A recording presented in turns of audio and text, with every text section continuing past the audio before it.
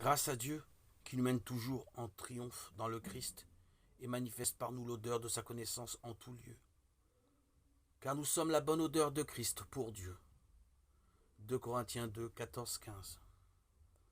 Dans les deux épîtres aux Corinthiens, l'apôtre Paul enseigne les croyants à marcher dans le monde comme étant mis à part pour Dieu.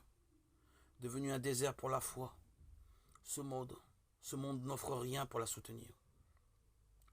Le chrétien qui le traverse doit vivre une vie d'entière dépendance du Seigneur, d'entière obéissance envers lui. Ne pas le faire est la cause de tous les cas d'affaiblissement et de ruine du témoignage des familles, des assemblées.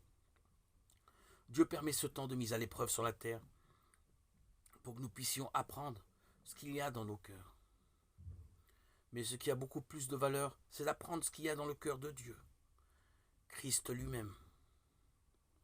Alors, en nous appliquant ainsi à le connaître, nous nous détournons de nous-mêmes pour trouver en Christ la réponse à tous les besoins. Paul avait travaillé 18 mois à Corinthe. Le Seigneur avait un grand peuple dans cette ville, Actes 18, 10. Et beaucoup s'étaient tournés vers lui. Mais durant l'absence de l'apôtre, les choses n'allaient pas bien chez les Corinthiens. Paul avait appris par la maison de Chloé qu'il y avait des disputes parmi eux. Ils étaient dans un état charnel. Et si nous semons pour notre propre chair, nous moissonnerons de la chair la corruption. C'est-à-dire que si nous laissons l'homme naturel agir en nous, nous récolterons le péché. Galates 6, 8. C'était le problème parmi les Corinthiens. L'apôtre Paul en parle dans la première lettre qu'il leur adresse. 1, 11, 3, 1.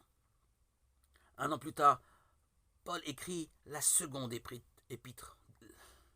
Après avoir entendu parler de la repentance réelle produite chez les Corinthiens, après la lecture de sa première lettre, comme il l'exprime dans les versets cités ci-dessus, la joie remplit maintenant son cœur, alors qu'il poursuit ses voyages pour annoncer Jésus-Christ.